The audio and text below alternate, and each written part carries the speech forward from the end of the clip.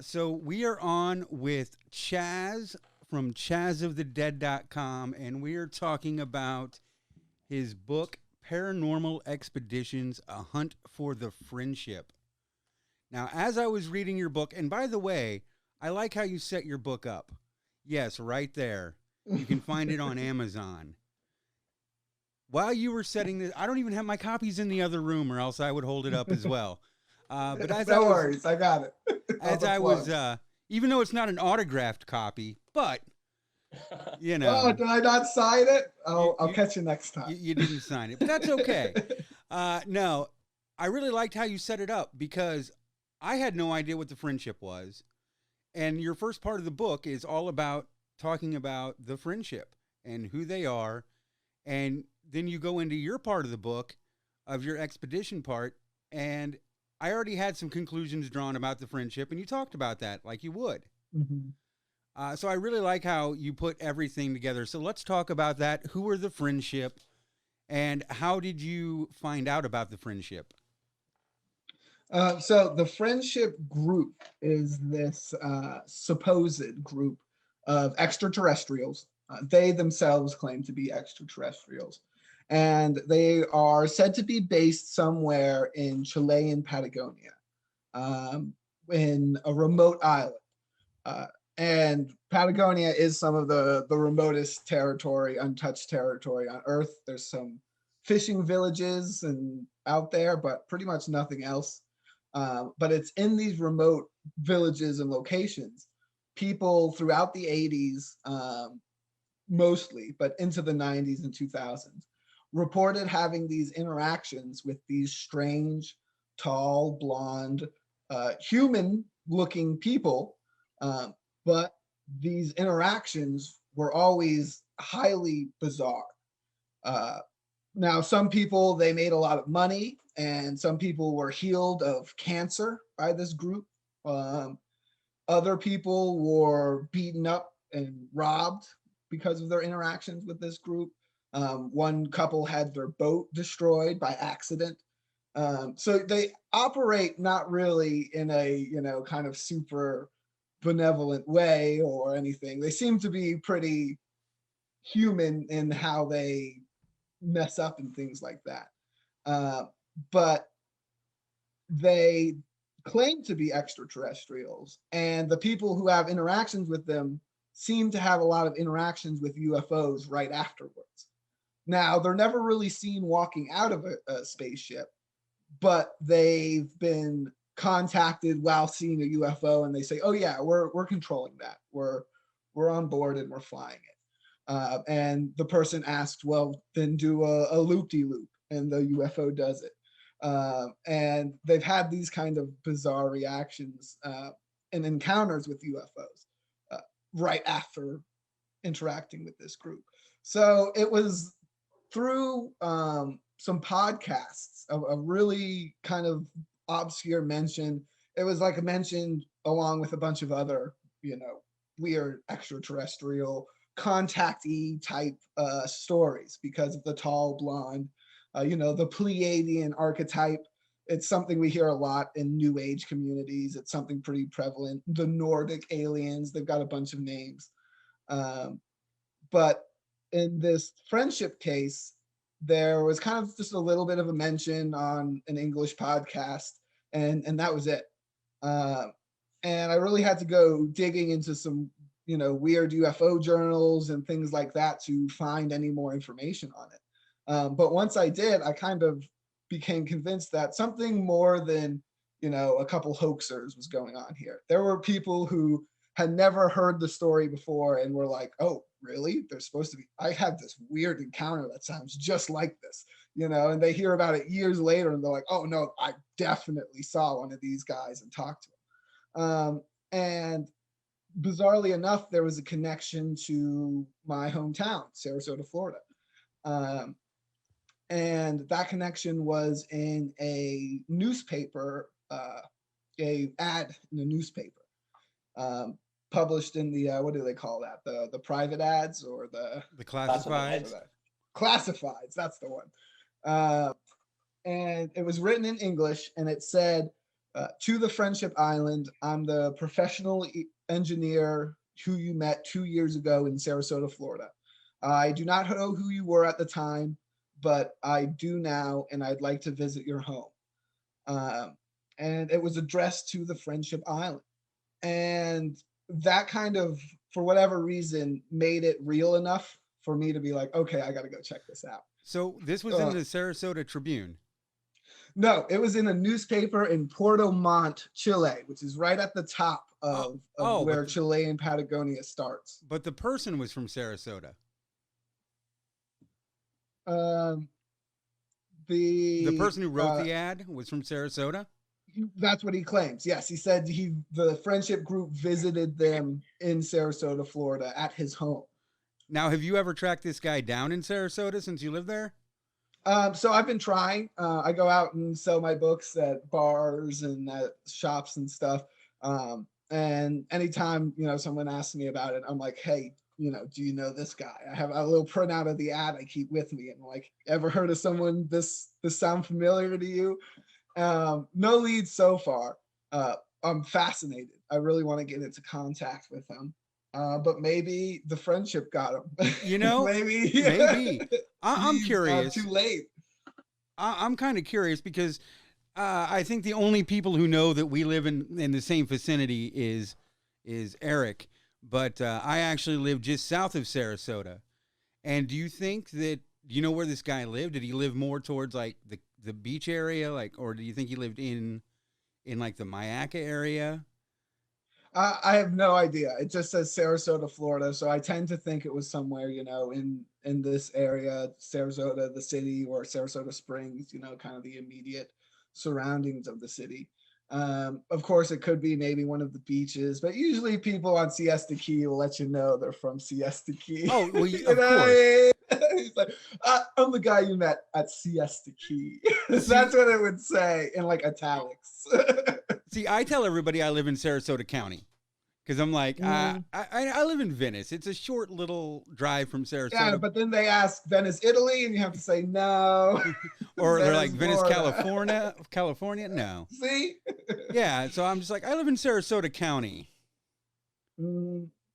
That's interesting, though, because I think that's the first time I ever heard you say that you saw that in Sarasota, or somebody from Sarasota wrote that. That's cool. Yeah, it was definitely go ahead. Put out to the world that you want this guy to contact you. Yes, again, please, if you're in the Sarasota area, or if you have like a weird uncle who's really into UFOs and spends a lot of time in South America, and you think that might be him, a professional engineer. I mean, that's really the big lead. If you know anyone who's really smart and into UFOs in South America, please hit me up. I'm at Chaz of the Dead on most social medias. You can find me.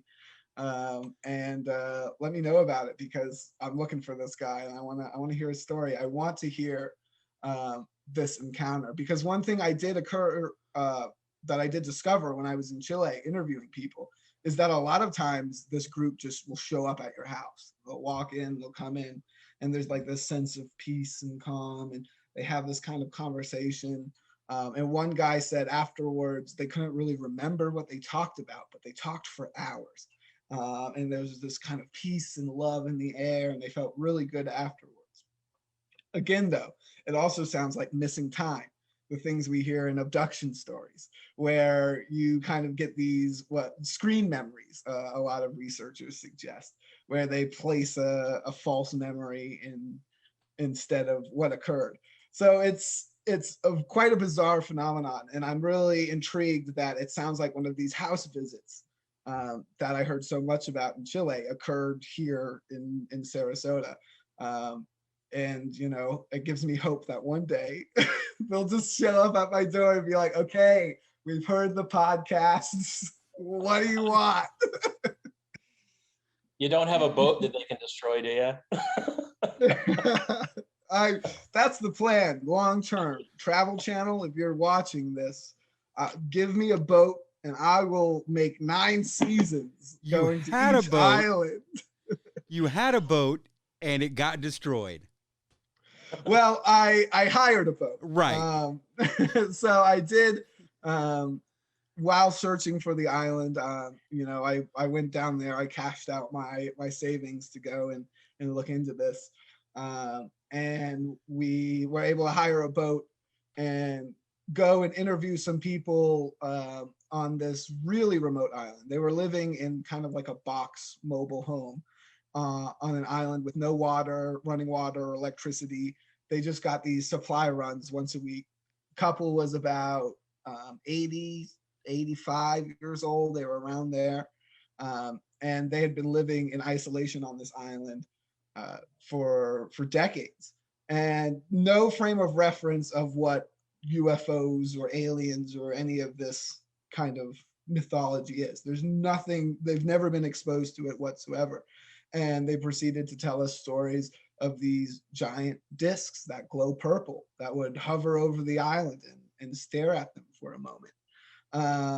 And they told us that a nearby island, they would see these discs often land in between these peaks. There was kind of a valley you could see. So after sharing some mate and some wine with them, we got aboard our ship and we started heading for that island with the UFOs. And of course, for those unfamiliar, my investigation style is to do a little hallucinogens in these areas. It's my belief that it's a altered consciousness that leads to these kind of interactions, that they don't occur. They're not entirely hallucinations, but they're not entirely physical either. They're something in between those two hard truths lies the phenomenon. But doing this, we're heading to the island. Our boat's engine cuts out. And the guy we rented the boat, he's never had this problem before. The engine's been running all season, no issues. And we're have to get out these big oars and dock the boat on a nearby beach. We beach it, and we can't get a cell signal because, again, we're in Patagonia. And we did leave a town that was a few kilometers away. So the first mate, it was just the four of us, me, my research assistant, and girlfriend of the time, and the two guys operating the boat. The one guy went off to look for a cell signal. The other guy was trying to work on the motor. And so they asked me, because it was starting to rain, to make a fire. So I'm tripping balls and I'm gathering styrofoam off the beach, and I pile it up, pour a little gasoline on it, and light a little napalm fire there. And we're stuck for a good amount of time before the first mate comes back. He actually comes back one time before and has to go out again before he gets a signal, and we're able to call a boat to come pick us up and tow us back. But after that occurred, I didn't have enough time or money left to go to that island again. So I was kind of stumped. And interestingly enough, this has happened a couple times to people who have looked for the island. In fact, a Chilean TV show made an attempt. They got a naval boat, and they were going to this other island that they suspected. It was different than the one I was going to, but they suspected that this was the island. And they, clear day, suddenly turned into a violent storm out of nowhere. And they have, of course, checked the radars and everything before this. It was a legitimate expedition. They were doing it on a naval vessel.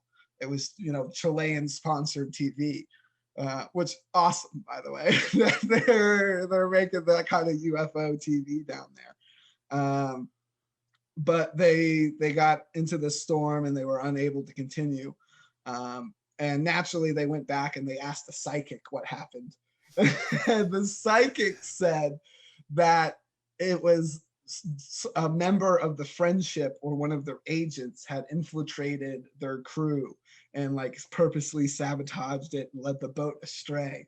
And that's what the psychic said occurred. So, possibly true. Maybe even probably. One thing about Chile that I did not realize was how how much UFO activity actually goes on there. I was very unfamiliar with the fact that Chile and that area is just hot with UFO sightings. Yeah, absolutely. And their It's really, government actually researches it. yeah, that's actually one of the most fascinating aspects of it. I think it's CEFNA, I think is what they call their UFO research organization. But they've been releasing videos for years that are in comparison to the ones that are just now being released by the U.S. government and by Tom DeLonge for whatever reason. Uh, but he's releasing these videos and people are like, wow, those are crazy videos. But from Chile's government, there's been 6 or 7 videos that are on par, if not crazier than these ones. There's one where this weird ball, it's like 2 balls connected by a beam and they're like spinning and it seems to dump some kind of gas into the air. It's this a whole bunch of weird, bizarre things. And for people looking for UFOs, there's hardly a better country to go to than Chile. In the north, they have the deserts with they call it the clearest skies in the world. You can see the most amount of stars. You just look up and you see satellites and comets constantly. And on a lot of occasions, you see weird stuff as well. In the central part of the country, they have the UFO Trail, which is actually a bunch of cities. It's not really a physical trail. It's kind of more a bunch of landmarks you got to drive to. But it's a bunch of places where UFOs have landed or there's been abductions and weird encounters. And we met a lot of people along that trail who had bizarre stories. It was very something that was very interesting there was it was very matter of fact. They're like, oh yeah, no, of course, yeah, the aliens are here, and sometimes they kill the cows, and sometimes they leave crop circles, but yeah, they usually just fly around and they don't bother anything. It's like a very matter of fact kind of situation. But according to researchers in South America and Chile, the most amount of what they call intriguing cases occur in Patagonia. And these are the ones that are filled with high strangeness. Almost all of the friendship cases count, and situations count for this one. But there's other ones, like an example was a UFO in broad daylight. It zapped a girl with a beam in front of like 20 people. They all saw it. She got zapped in broad daylight. She was running from it and it was chasing her, and a really bizarre story, but a bunch of witnesses to testify to it. And Patagonia seems to be filled with these kinds of cases. Was that the story where the girl was gone for like 3 hours and they zapped her back in the middle of the city? That was a separate one. Okay. But yes, that's another example where they did her family, the entire family was terrified of these alien creatures. They were being harassed at a household. And one of the girls just ran off outside of the house and into the light, vanished. And then a few hours later, there was a massive flash of light in the center of town. The Plaza de Armas is what they call it in Chile. And each town has one of these plazas. And it's right in the center.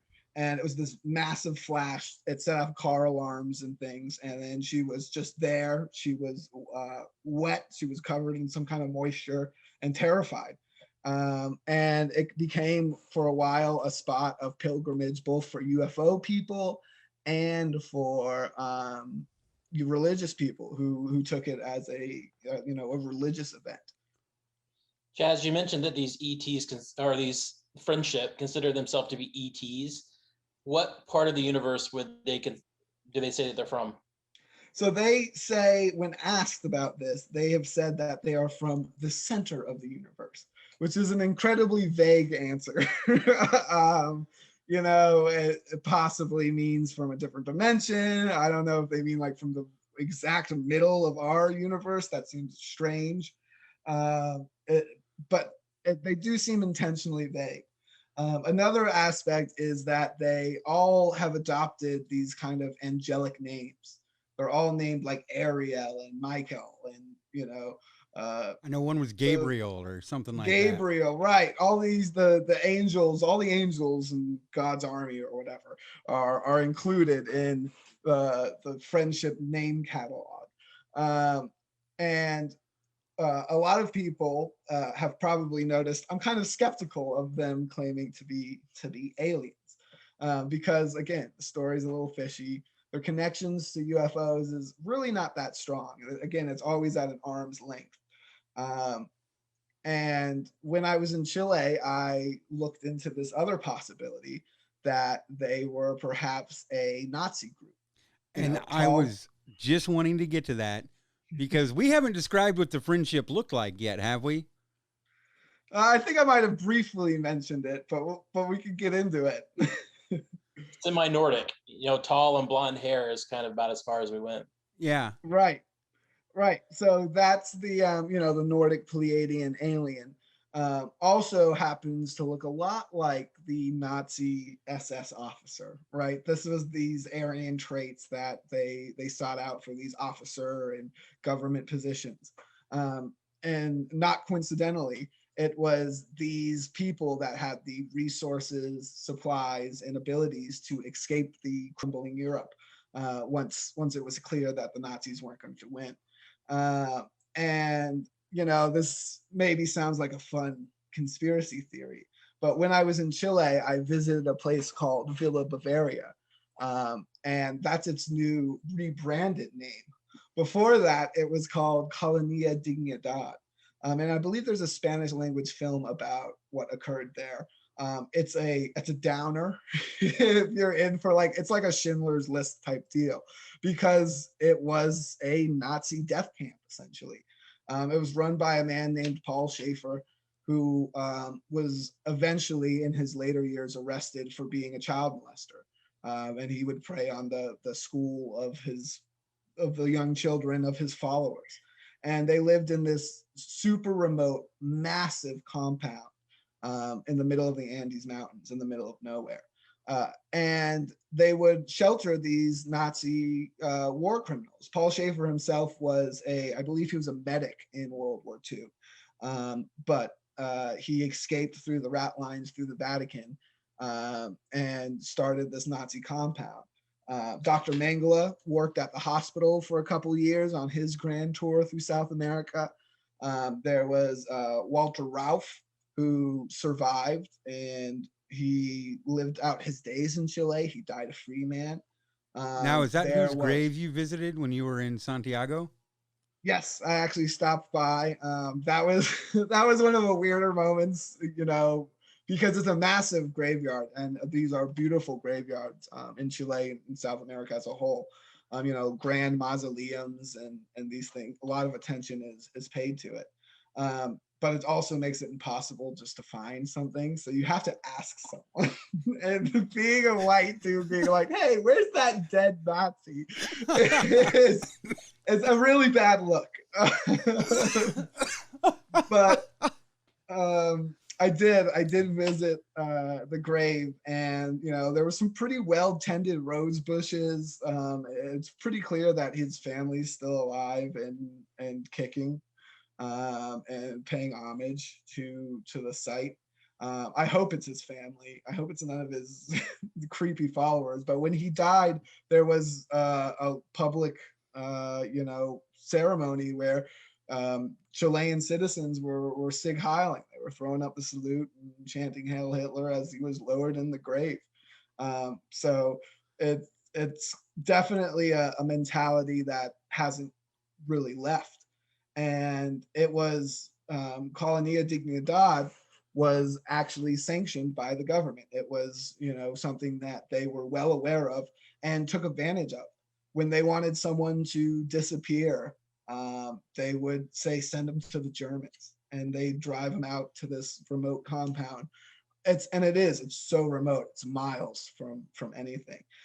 There's no buses that go there. You have to take a bus to a small village and then hire a taxi who's got to drive you 45 minutes deeper into the mountains. And it's a massive fenced-in compound. I forget how many acres, but it's thousands. It's really a massive area, and the trails are mazes, and it's purposely designed like this because people were trying to escape. And of the people disappeared there, very few were ever recovered. No one really knows where those bodies are. Most of them haven't been found. And it was several hundreds of people that were known to just be sent to the Germans and never seen again. After Paul Schaefer's arrest, they've tried to rebrand it as kind of a Disneyland, a German themed, yeah, like a German themed retreat. And it's eerie. It's a weird spot. You know, when I went there, I lied about writing Nazi UFO books. I was like, oh no, I'm just a weird tourist. And you know, I did some snooping around the hotel grounds at night and stuff. You know, because I figured they weren't going to give me the grand tour in the daylight when I went on it. And I didn't really discover, you know, where the bodies are buried or anything. I wish I had, but I did discover a photo album of people who have their wedding at this former Nazi compound. Yeah, it's a wedding venue, and they actually had a tent set up outside with these weird old German toys, and no, it was very bizarre. How romantic. But most of the people in that wedding albums, they're wearing their military uniforms, and I think it's kind of telling of the kind of connections that the populace have maintained there. I think that, well, I know that recently, I think about 6 or 7 years ago, they found a weapons cache buried on the property. And the people said, oh, that was something that Paul Schaefer must have left. We didn't know about it. We forgot about it. All the top brass, they're gone. No one knew about that. Sorry. But, you know, of course, the weapons are pretty new, and it's a very suspicious story. And combined with the fact that these kind of military people are still having their weddings there, seem to be maintaining these close connections. It definitely seems to be a bizarre area and a bizarre group. And having a physical, very real example that I went and visited myself, it's hard not to speculate that the friendship group is just something similar. There are these tall, blonde scientists. They live in a remote island, possibly a submarine base. In my book, I go into all kinds of Nazi submarines that were washing up in South America, in Argentina, and Patagonia.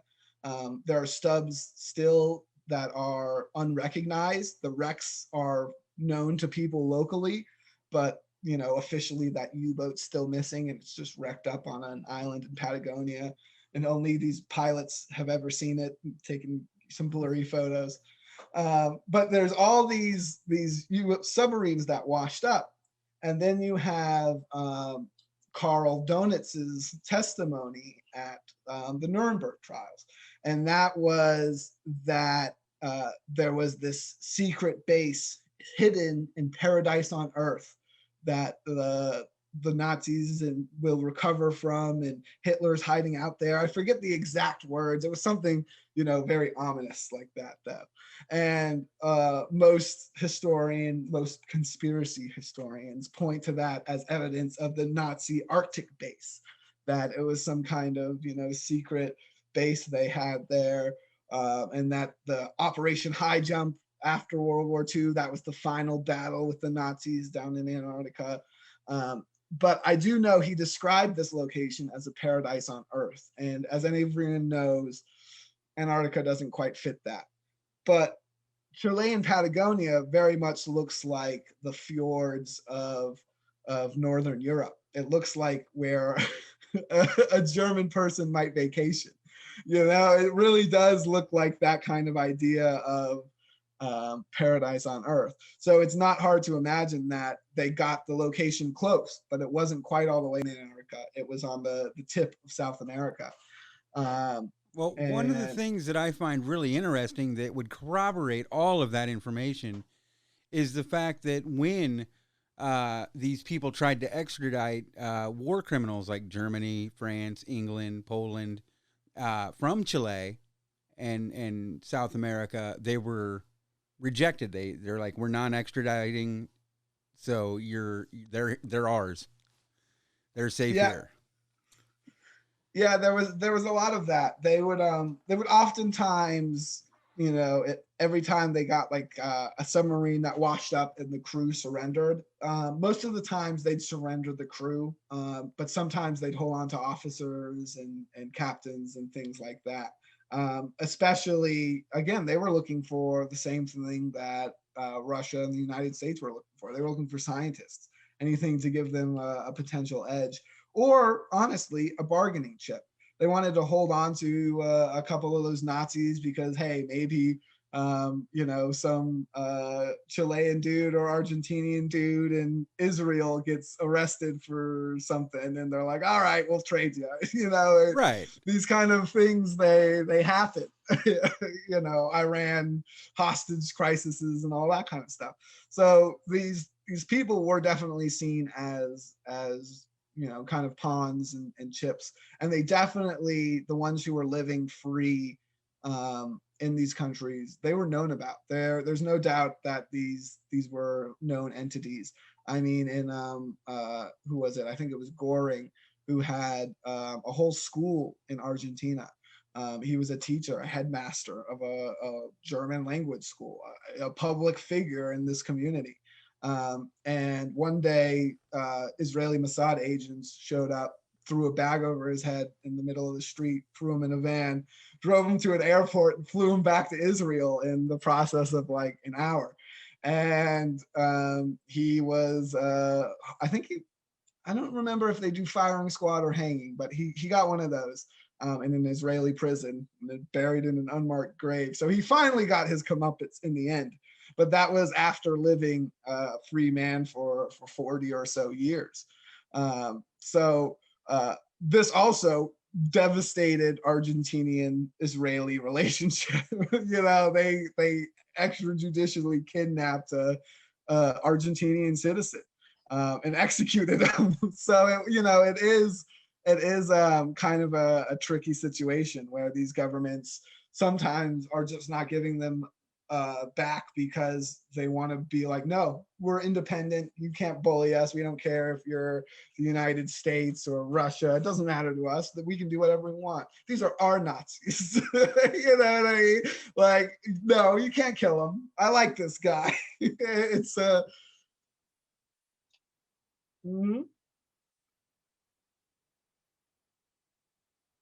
Yeah. He used Jewish slave workers to build his V2 rockets in Germany. Went on to put American boots on the moon. It was something that all the countries were doing, and South America at the time, and still to degrees, is a pretty a right-leaning fascist kind of mentality where, yeah, let's stack our military with these experts. And that's kind of how the Nazis were treated, especially the officers. They were like, oh, they were oftentimes given positions in the military, made officers once again, because there was this kind of mystique about having, an SS officer. It would keep the soldiers in line, and there was kind of like, this thing about it. There was actually a dude in, I want to say I think he was in Syria, and he worked for I think it was Assad. And he was a former Nazi, and he looked like a James Bond villain because he had over the years received so many mail bombs from Israel that he was missing almost all of one arm. He was missing most of his fingers on another arm, eye patch on this one, scarred up face. But he was kept on because he was terrifying and he would torture people for Assad. They were like, oh, he'd send in the crazy villain Nazi. And they eventually killed him. I think there was a bounty situation or something like that. But these people, up until very recent history, were players. That guy was killed in, I believe, 2012, 2013. And he was, an old crippled Nazi, but he was still the lead and interrogator for the palace. So these guys were seen as valuable, whether or not that's actually true. I mean, everyone knows now that Mengele was a shit doctor. Like that was not science at all what he was doing, but it didn't really matter because the reputation. Chaz, you mentioned Antarctica. Does this group have any affiliation with any of the other groups that are purported to be in Hollow Earth? So the kind of center of the universe line has led me to suspect there might be an idea of linking it to the Hollow Earth. The idea of the Deros and the Teros, and maybe they're the Teros, the good humans. The supposed Admiral Byrd journal states that he met essentially tall blonde Nordics inside the earth that were using swastikas. So he essentially said he met space Nazis. Rods. Yeah, inside the earth. So there's the obvious connection there. There's actually an Italian group who went by the Friendship as well, but visually I don't think they were the Nordic type aliens. They were it was a contactee type situation. It took place in Italy. But they were just kind of like random dudes, in like pilot suits. It was more of an airship kind of encounter, but they also reported being the Friendship. So that's also been an interesting case where I'm not really sure how it fits in. But the Friendship group in Chile very clearly lines up with similar groups and locations in South America, which was highly suspect. But of course, that story, just like the UFO story, doesn't really line up perfectly. There's a couple issues with it. One is that the bulk of these encounters took place in the 1980s. And maybe that's not too strange. I just said Nazis have been operating all the way up until the 2012s, the 20-teens. But the problem with that is all of the members are pretty young, late 20s to mid 30s. They all are reported as being buff, handsome, sexy people. That's just like most reports of the Nordic and Pleiadian stories. For whatever reason, they're smoking hot. And this kind of lines up with the Friendship case as well. So the reason that's bizarre is, again, you expect, if they were full-blood German Nazis, that they'd be older. And two, even if they were the descendants or children, you'd expect to see a diverse population, right? There'd be some old Nazis and there'd be some young Nazis. When I visited Villa Bavaria, there's people of a variety of ages, most of them older. Most of the young people were like, okay, I'm moving out of the weird Nazi death camp I was raised in. But there's a variety of ages and looks and things. I certainly wouldn't describe them all as buff, fit, and just smoking hot. You know what I mean? You'd expect to see a diversity in this group of people if it was one of these colonies or bases. There's neutral points. Each one of them seems to be an expert in a different field of science. That might check out if they were Nazis, but I guess could check out if they were aliens. I don't know how alien research works. But again, their claims to be aliens are very, very much hampered by this claim that they're not just aliens, that they're benevolent and they're here to help Earth. Again, something you hear in these contactee and especially Nordic alien encounters. But when you examine people who've actually had encounters with them, it seems like more like they don't really give a shit. You know what I mean? They're like, oh, here's some money. Sure, we'll cure you if you smuggle a bunch of materials to us. They're breaking laws and people are getting hurt. They're kind of operating. If they're aliens, they're not doing it well. They're doing it very aloof, and it's a bizarre situation. Combined with Chile, it does have all of this UFO lore, but it also does have these very real human elements. Other things I looked into, though, were older folklore. And Patagonia is also filled with a lot of this bizarre mythology that is, kind of undefinable when it comes to the situation. But I think it's important to examine when it comes to the story. Uh, there was specifically one case I came across of a ghost ship called the Coluche, which was said to be a ghost ship that went around Chilean Patagonia, Big Chiloé Island, which is this large island at the top of Patagonia. And it was piloted by wizards who would make bargains with the local people. And that's pretty spot on to what the friendship does, even down to the fact that they were on this kind of magical floating ship. But they described this ship as being very much a vessel, a ghost ship. The friendship are actually most often seen and encountered on a sailing vessel. Again, they're never stepping out of UFOs. They're either showing up at your home, or it seems you're bumping into them in the high seas or at a port town. That seems to be their main mode of transportation, especially around Patagonia. And this other group, again, they just like the wizards in this legend, they make deals and bargains, and they'll heal people, and they do kind of this witchcraft with the locals.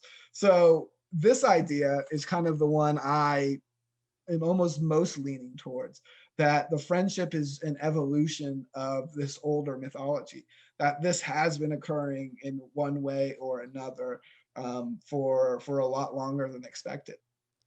Well, one of the things you wrote about was one of these legends where a guy went out and supposedly had lung cancer, and they took him onto the island, and it was full of technology, and they cured him. But also there was another story where they just seemingly have a shit ton of money, like they are filthy rich. So there's very mysterious. So let's first go with Ernesto de la Fuente. He's the guy who claims to be cured of lung cancer. And there are x-rays of what seems to be some kind of, some people say it's a cyst, some people say it's a tumor. There's an argument about whether he actually had cancer. But whatever it was removed. It seems to disappear after this interaction with the friendship group. And he was smuggling supplies with them. And one day he was at a distance. He was like hooking up people who were like, oh, I know a guy with a boat who can get you this and that. And he was doing this over ham radio, which seems to be another way they like to contact people. Unfortunately, I couldn't acquire a ham radio for my expedition, but next time. But he kind of hooked up these smugglers, and eventually they were like, okay, we'll take you to the island and we'll cure your lung cancer. We're sorry that you're sick, and we'll fix this for you. And he got there, and it was this compound that was kind of hidden in a forest on one of these islands in Patagonia. And it was massive.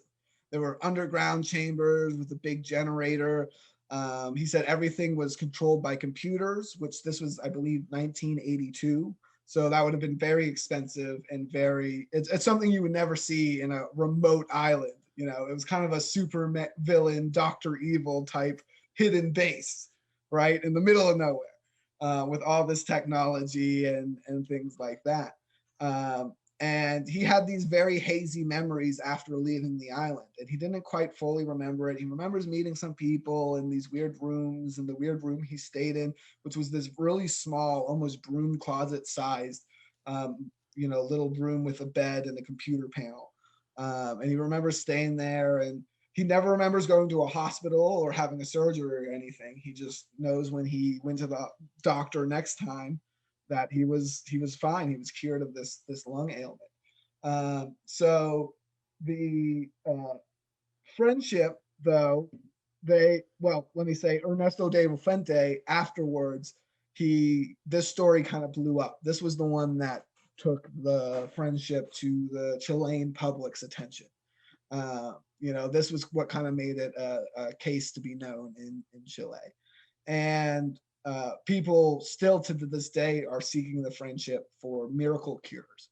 I read an online account of someone's like, "Oh, I'm looking for this group. I got to cure my wife. She has cancer." That they're still after this kind of miracle cure, which, depending on the validity of the story, is kind of sad. But the De La Fuente would go on to really kind of zhuzh it up. He got a lot of attention after he first came out. And then afterwards, he started to claim to remember more and more things. And at first, it was kind of more details about the base and the camp and the island.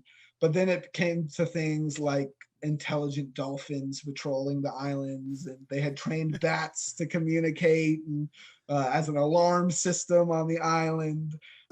He had poltergeist activity and stuff in his home. And again, some of this is quite possible, and some of it was quite possibly legitimate. But a lot of it sounded like fluff for TV stories. I think he kind of bought into the fame of his own celebrity. I mean, you saw dolphins though, and look, your boat so messed there up. were dolphins outside that island that they told us the UFO landed on. That is true, undeniably true. But I shall not say they were psychic dolphins until proven otherwise. I was on LSD. If they were psychic dolphins, they could have beamed a message directly into my mind if they wanted to. So real quick here, Ron from New England says, Chaz, can you touch on the Army sergeant that experienced a loss of time? He said that was a really interesting part of that story. And yeah, it is. So let's go into that. So this is one of the more famous cases from Chile. It might be the most famous Chilean case. That is the case of a Corporal Valdez. And the reason it's so famous, it's really the Chilean fire in the sky case. It's very reminiscent of what happened to Travis Walton. For those who don't know, Travis Walton was abducted by a UFO in broad daylight in front of 7 of his co-workers. They were loggers in Arizona. And all of the loggers testified to seeing the same thing. They almost went to prison for it because they thought, these guys were lying and they killed their coworker. But he wandered out of the woods a few days later with this crazy story. Well, Corporal Valdez, something similar happened. This was a military training mission. They were on the side of a mountain in the Andes, and they saw a large light descend down towards one of the neighboring slopes. And they kind of took position, and there were sheep and things that were captivated by the light. And they were all staring at this light, and there seemed to be this general sense of confusion the longer they looked at it. There was, according to the reports, all the men witnessed essentially the same thing. But some of them thought there was 8 men in the group. Others said, "Oh no, there's only 7 of us. There's always been 7 of us." Others were like, "The dog's missing. Where's our dog?" And others were like, "No, we never had a dog." And these people were different. Some people remembered the dog and 8 people. Some people remembered no dog and 8 people. And so, they were all mixed up in these kind of beliefs. But what everyone was consistent about was, during this kind of confusion, Corporal Valdez, who was the leader of this group, wandered off towards the light and vanished. And he was gone for about 10-15 minutes. And they kind of approached this wall, and they got closer to the light. And the light kind of sped off. And they heard the corporal shouting in the dark. And he was terrified. He was a grown man screaming with fear. It's, something very distinctive. And when they tried when they reached him out in this field, he was hysterical. He was like, "Don't touch me, leave me alone." He was freaking out. He would like fade in and out of consciousness. And when he would wake up, he would freak out again. And they really took them some time to get him calmed down. What was the most remarkable about this story, though, was when the corporal had walked off, he had a clean-shaven, military cut, walked off. When he returned, he had, several weeks worth of beard growth. His hair was shaggy, and his watch was forward several days. He seemed to have, in this 10 minutes, seemed to occur for him several hours, days, and even weeks. And this was testified to by every member of that group. And a local professor came in with the military police that were investigating this and interviewed them. And he also testified to this, like, yeah, I mean, these guys are all freaked out by what they saw. The corporal does have a beard, and his watch is spun forward now, and they were gone for a few hours. There's no way that this reasonably could have happened. So it's something quite bizarre. It's a really fascinating story, and Corporal Valdez has not really changed his story too much. He kind of got really religious towards the end of his life. I'm not sure if he's dead. I haven't really found any confirmation of that. But the last words from him were that he was going to write a book telling the full truth. But that book never came. And it was he had kind of gotten a new age Jesus Christy kind of feel about his situation. Towards the end, he was saying, I'm sure whatever happened, it occurred on Earth. There's no such thing as aliens, only the power of our Lord Jesus Christ. That's kind of where he went with it towards the end of it. But he was still consistent that something did occur to him. It really kind of feels like, in my opinion, a man rationalizing, trying to make the best of what must have been the most terrifying, bizarre, and incomprehensible 2 weeks anyone could possibly experience. Right. Ron was like, yeah, that's a crazy deal. And it's like he entered an alternate reality. I think that some dimensional beings or aliens have that technology where they can actually time travel. So for what seems like 10 minutes, or they're even in a reality that time is sped up, or a dimension where time goes faster. Yeah. It's definitely, there's the time manipulation is something that has to be addressed when discussing the phenomenon, because it's so consistent, and what that means has been interpreted a lot of ways. A lot of people think the aliens are us time traveling from the future. That were the reason there's so many biological experiments done on abductees, is that the future us. We need to reverse engineer all of our implants and stuff and get back to being human beings, because now we're just little gray people with Ken doll bottoms and things like that. There's ideas that that's just the entirety of the phenomenon. Of course, that doesn't line up with some of the weirder stuff like the insect abductions and even the Pleiadians. That doesn't quite make sense because, well, maybe they're from an adjacent reality. See, again, you can go off and off with all of these multiverse reality bending kind of hypotheses. But what I take from it and what I investigate and look into is that something physically happened to that man in his time, whatever time he went through. And the only time I've ever experienced that is on a hallucinogenic substance. And that's something that you can scroll through hundreds of trip reports and find thousands of examples. People, I thought I was doing this for 5 minutes and it turned out it was like 6 hours.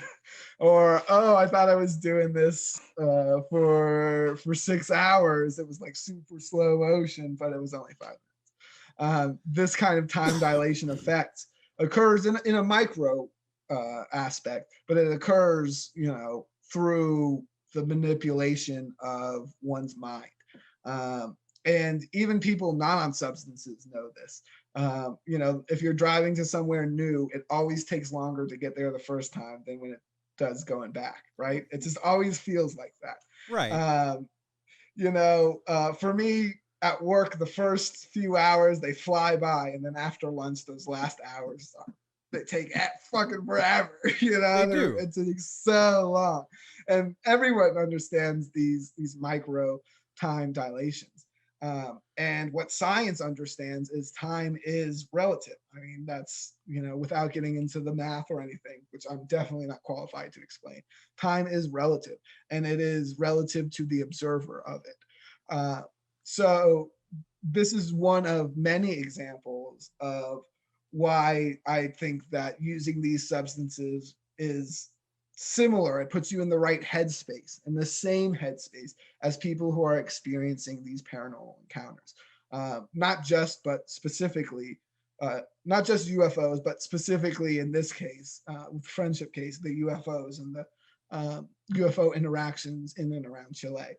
It seems to be these time dilation effects, these viewing of strange worlds, even the high strangeness of the weird little aspects. All of these are something that if you take a handful of mushrooms, you can observe as well in a more, hallucinogenic form.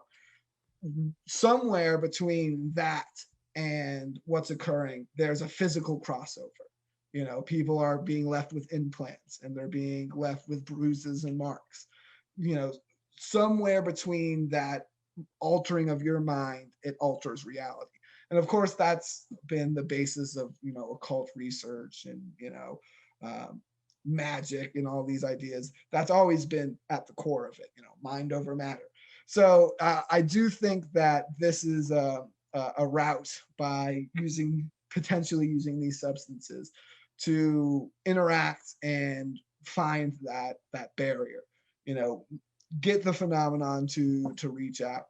And by doing this, doing shows like this and having the book out, I've had people reach out and show me those examples. One guy, I did his podcast in the UK, and he sent me a video afterwards of an example of this where he was under hallucinogens and he was looking at the wall and there's this big glistening eyeball looking back at him. And his significant other walks in the room who's not on any substances. And she's like, what the hell is that? And he's like, you can see that too? And she's like, yeah, that's bizarre. Where is that coming from? There's no light source or anything. And they actually filmed a little video of it and sent it to me.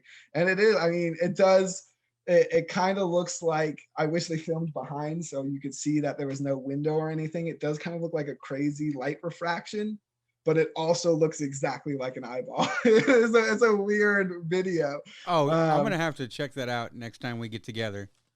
Yeah, I'll send it to you. It's Shaman Shed. That's the podcast. A dude out of the UK, a psychedelic researcher. Great show. Check it out. But yeah, super weird thing, and that's the crossover that I'm looking for in my research. So before you even went to Chile and Mexico and all these other awesome places that I wish I could go, but you started doing psychedelic experiments at your house first, right? Yep. Yeah. So let's talk about that a little, and I definitely want to talk about this UFO that you saw, this triangular UFO. Yeah, absolutely. Lucky for you, it's the same story. So. I started using hallucinogens. I'm sure my first time was probably at a high school party. But I immediately was like, there's something more to this than just hanging out with friends and partying. I had already been into occult research and paranormal stuff. I've been doing it for a hobby for more than a decade now. And I'd always been, interested in, those kind of ideas. And then taking a hallucinogenic substance kind of cemented the idea that, oh no, reality definitely is more malleable than human beings think it is. That I definitely after that began to use it more in a ritualistic kind of shamanistic manner. It was about, doing paranormal experiments and doing this kind of bizarre occult research on these substances. And a few years on, one of these. Can you be more specific on what substances you're using? So, at this time, it was pretty much what was available. Mostly LSD, um, uh, mushrooms. I did get a mescaline analog, and I really liked that for investigating out in public. For whatever reason, it didn't have any of that anxiety or that weird kind of feeling you get when using those other substances in public. It was all the fun visuals with none of the anxiety. So that was a good one. But again, this research has been and continues to be hampered by legality of these substances. A lot of them are restricted, even for my semi pseudoscientific experiments. Surprisingly, they don't give me authorization to do them. But uh, you know, through trial and error, I kind of developed a pretty uh, ritualistic, pretty compact system that I use when on these substances, and it does alter depending on which one it is. But one of these paranormal experiments, as I continued this, was to use mushroom teas mixed with a variety of other milder substances, some poppy leaves and weed stems and those kind of stuff. Just different brews each time, and do seances on the Ouija board after taking these teas. Um, and of course, doing this, I expected for the board to move or for me to see something crazy, to see a crazy demon, or I was expecting a Conjuring movie, right? I was ready for it. I was prepared. Um, but nothing really happened during these seances. They were kind of duds, but I was persistent. I kept doing them. And before one of these experiments, I had prepared my tea and I just taken one sip. And for those who haven't taken mushrooms, they don't kick in instantly. You usually got to wait 45 minutes to an hour for them to kick in. But as I take this first sip, I'm watching a object in the sky get brighter, and it suddenly bursts into several smaller objects that scatter off. It looked kind of like an explosion of like something re-entering. But I couldn't find any information, anything like that having occurred. And I looked. I did quite a lot of research and sky watching forums and stuff like that. Nothing. But I wasn't really. I was like, okay, that's weird. I added it to the journal and I took notes about anything weird occurring during these experiments. But the real one that kind of convinced me that something had occurred was in between two of these experiments. It was during a weekday, and I was with a friend, and I was describing exactly what I just told you: the experiment, the weird object I saw, and he was kind of going like, "All right, okay, whatever, yeah, mushrooms. That sounds crazy, sure." And sure enough, we hear this metallic hum, and we see these lights kind of through the trees, and one of us jokingly says, "Oh, well, maybe that's a UFO." And almost ironically, at that point, this triangle-shaped craft begins to hover over the house, and it was large and it was low to the ground. I could hit it with a rock; it was that low, and it just kind of hovered there for a moment and continued moving on with this mechanic whir. It had a light in each corner, but it was very clearly a 3 lights, but it was very clearly a one solid triangular craft. And people who are familiar with UFO literature know that that's one of the most seen shapes and crafts, especially with those lights in the corner. It's seen all over the world. I've read recently of places in rural Africa seeing this triangle shaped craft, which is again fascinating. I've actually seen that triangle craft before in Illinois. When I lived in Illinois, I took it as a military spacecraft because Scott Air Force Base was nearby, Mhm. and it's been spotted several times. But no, but I don't know what it is. It could have been a UFO. Now, what I wanted to ask was, when did this happen? When you saw this, around what was it, like the summer of like 2019 ish? That would have been, oh, let's see. Oh, I'm going to have to really go back and think about that. I think that would have been somewhere 2019. I think I was already in Central America. So I think that must have been 2018 spring or spring 2017. I believe it was in spring, though. I remember it being around April, May. Um, uh, it's very interesting, though, that you mentioned that you thought it was a military craft, because I just recently had the opportunity to re-interview the witness who was with me that day. And that's what he said too. He's like, I'm sure it was a military craft. Like, we definitely saw what we call a UFO, but it was, the mechanic were, it was definitely felt like a terrestrial, craft. And I do tend to lean that way as well, but I'm also reading about this same craft being spotted in rural Africa, and why in the world they would be flying in a desert in Botswana, Right. doesn't, it is a little bizarre. But I have recently come across a very intriguing human explanation that seems to keep popping up in my research. That is the idea that UFOs are these human-made devices. And this is the B theory. If any of my fans are in the chat, they've heard of it. Ron, if Ron's still there, he might be the other expert in the world on this theory right now. Actually, hold on a second on that theory, because Ron is going to be calling in here shortly, and we can talk with him about your B theory. All right, So yeah. I think that's going to be awesome.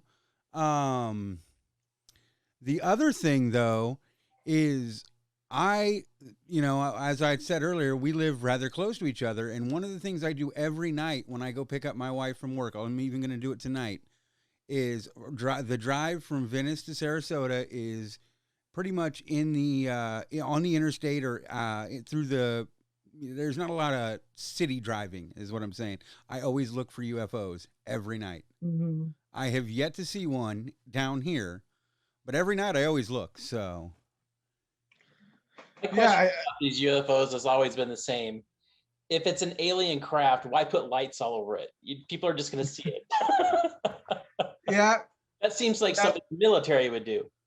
There's a lot of speculation about that that idea. But if it is secret military craft, also, why would you put lights on it? And the previous examples of military craft being mistaken for UFOs, you have stealth bombers, the big triangle shaped craft, but those don't have lights on them. They're stealth bombers. You know what I mean? Those were seen at dusk and in daylight, because at night you can't see them.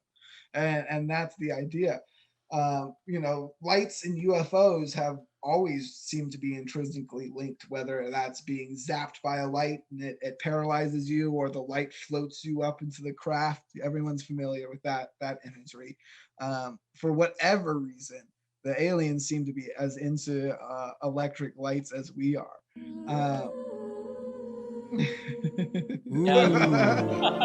The ominous, and here is Ron. So yeah, let's do B theory. Get in here, Ron. Hello, Ron. Are you ready to talk about some B theory?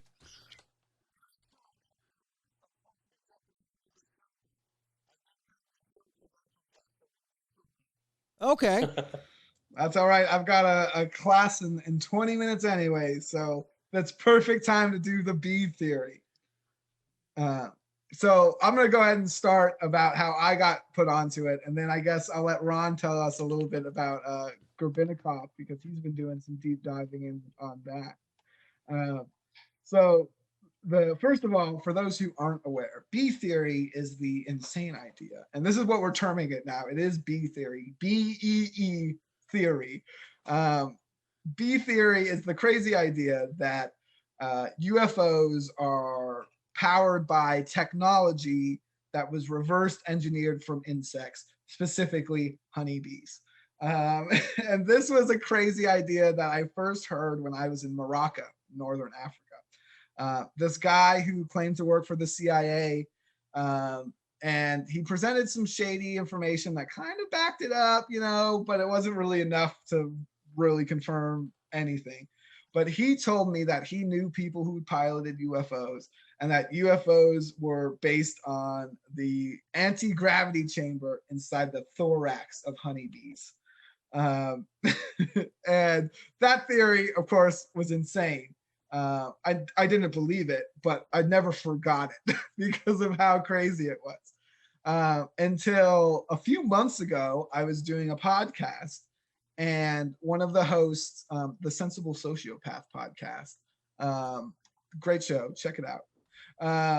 The host of that show told me that he knew this guy who supposedly worked in military black ops, that he told his son that he was a man in black, essentially.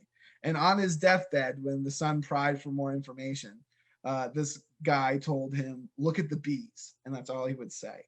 And for years, they thought that that meant something to do with the way bees communicate until they read my book and they read that little paragraph where I mentioned that anecdote. So after that, I started digging, with doing some research with the help of some friends, including Ron, and we discovered this guy, Viktor Gerbinikov, a scientist from Russia.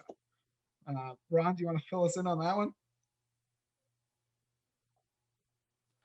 Did we lose Ron? Ron, are you there? Okay, can you hear these guys at all?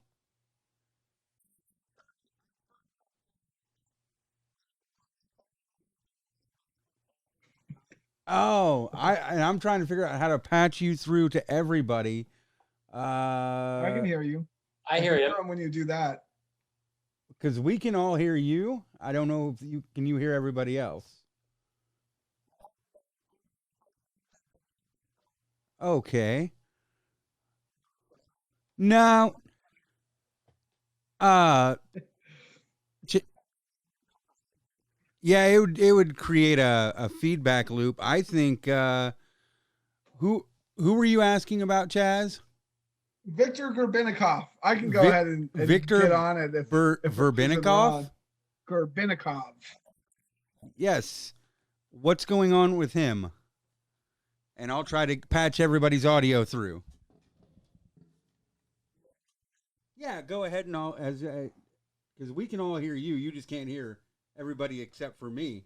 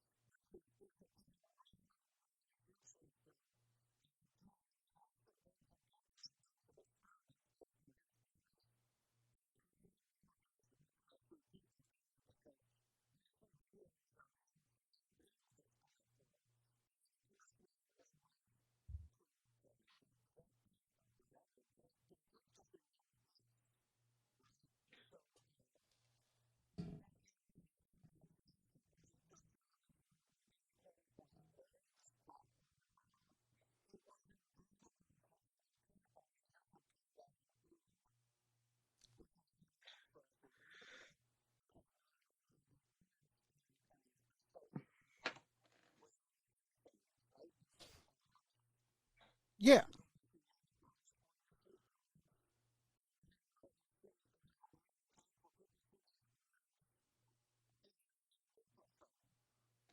Hmm.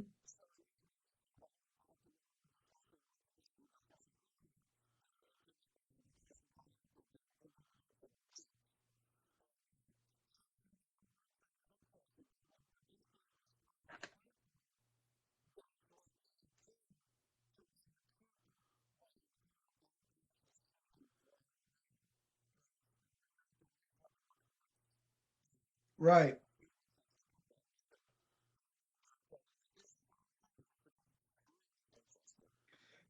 Yeah, that and is that was kind of the thing that super hooked me. interesting. Um, the kind of thing that hooked me onto the.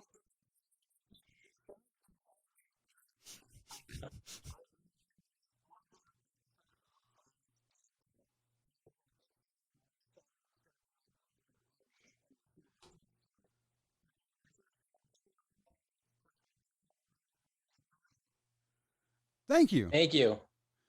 Yeah, we plan on doing more of these, and actually, I'd like to get you on at some point in time so we can talk, and maybe about go really in depth with Chaz and you and the bee thing because that really interests me. Yeah, absolutely. Um, Awesome. yeah, the thing. Yeah.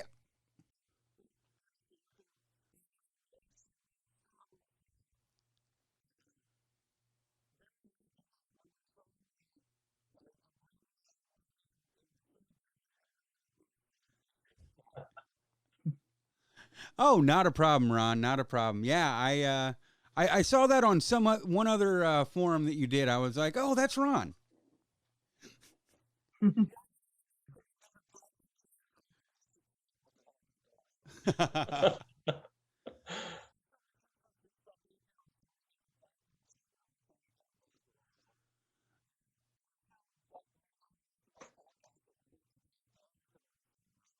Right.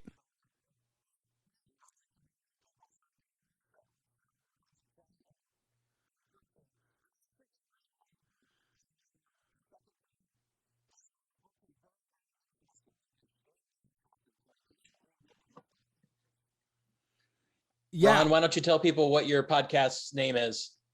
Ron. What is? Oh, can you hear them now? Oh, so sorry, I'm still trying to.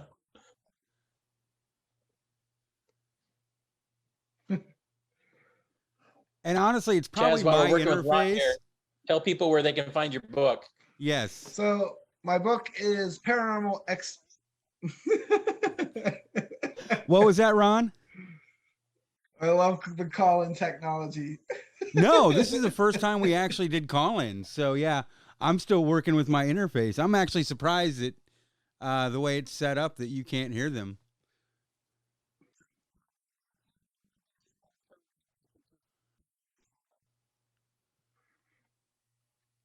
Well, we're Interesting. obviously Well, going to have to work on that. Yeah.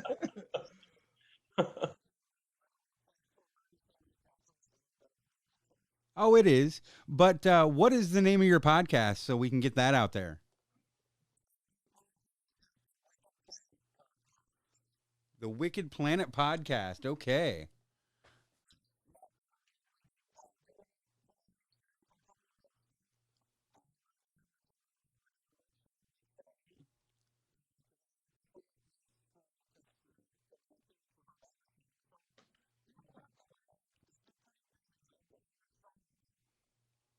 I'm excited to check that podcast out, Ron, actually.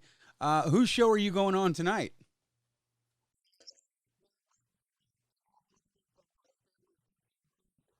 Mark is an interesting character. I love Mark.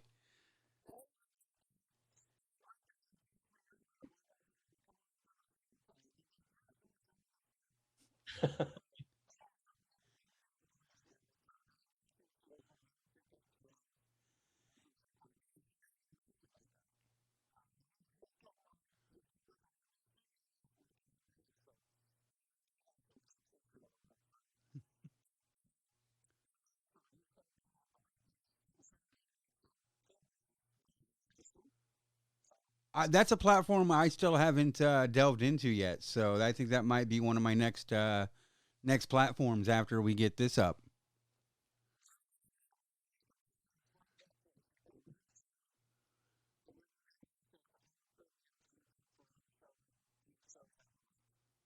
Oh yeah, I like that.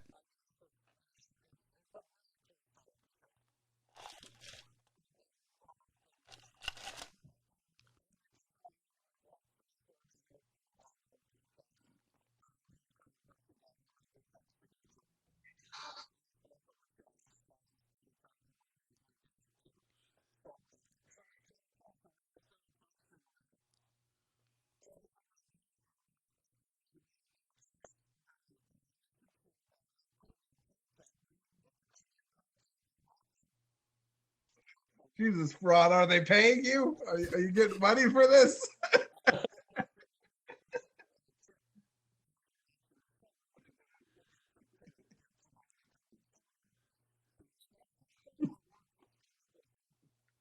Well, that's something I'm definitely gonna have to check out. Hmm. Yeah, Chaz is like, are you getting paid to sponsor some Rockfin now?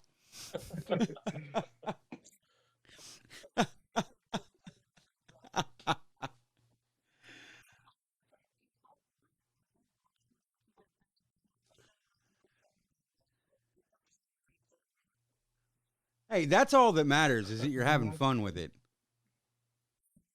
Well, it was fun talking to Ron.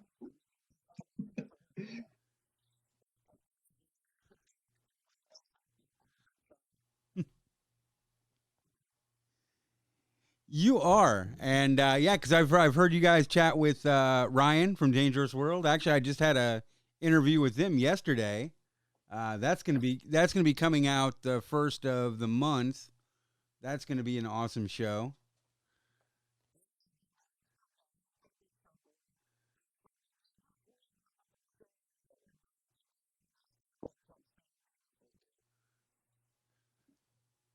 That's pretty awesome. Well, well, Ron, let's get you scheduled to jump on with us sometime. I'll get a hold of you on your Instagram, and then we'll get the audio kinks fixed. And then hopefully you'll be able to hear everybody next time.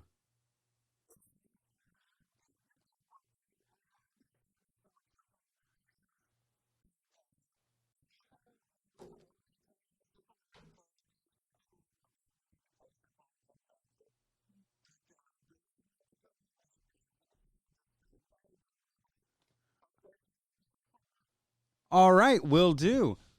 Well, Ron, thanks for calling in. Sorry we couldn't talk more about bees, but we'll do that on our next little segment. All right.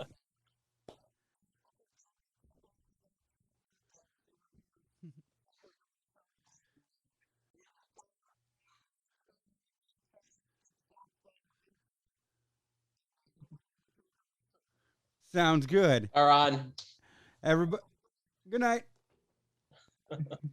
Peace out, Ron. Yeah, Ron is Yeah. awesome. So, yeah. So now, Chaz, now that we're not talking over each other, where can people pick up your book at? Yeah, the book is Paranormal Expeditions: Hunt for the Friendship. It's available on Amazon. There's an ebook out there. It's also coming up on my website for PDF download. If you don't want to give up Bezos the money, that should be coming up on my website later this month. That's chazofthedead.com. You can also find me at Chaz of the Dead on Instagram, Twitter. I think there's a Facebook there too. All that good stuff to find all of my content. Yeah, I'm on podcasts and articles, and I got a couple articles coming out in the magazines. So Yeah, check it out. Chaz is a huge contributor to our Paranormality magazine. So if you haven't seen that, go ahead and jump on the website paranormalityradio.com. Click on the magazine and check that out. He's got a great article this month about machete wielding men in black, which is a very, very interesting story.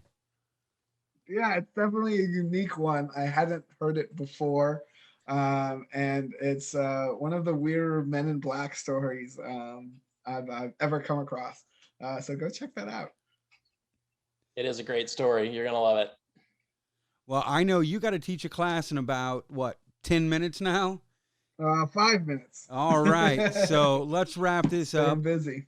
And thanks for coming on. Really appreciate that. Ooh, the ominous music. Thanks for having me on. This was a blast. I love to talk about my stuff. And it was awesome talking with you guys. Thanks, Chad. Very interesting story. I very much enjoyed it. I'm gonna reach out and get your book. Absolutely. I'll sign it for you if you do. Oh, you'll sign his, but not mine. Okay. You know what? I'm gonna come to your house tonight. I'm gonna bring the book and I'm gonna be like, look, you're gonna sign it. He could. He's nearby. I am. All right, guys. Thanks again. Thanks again. Bye.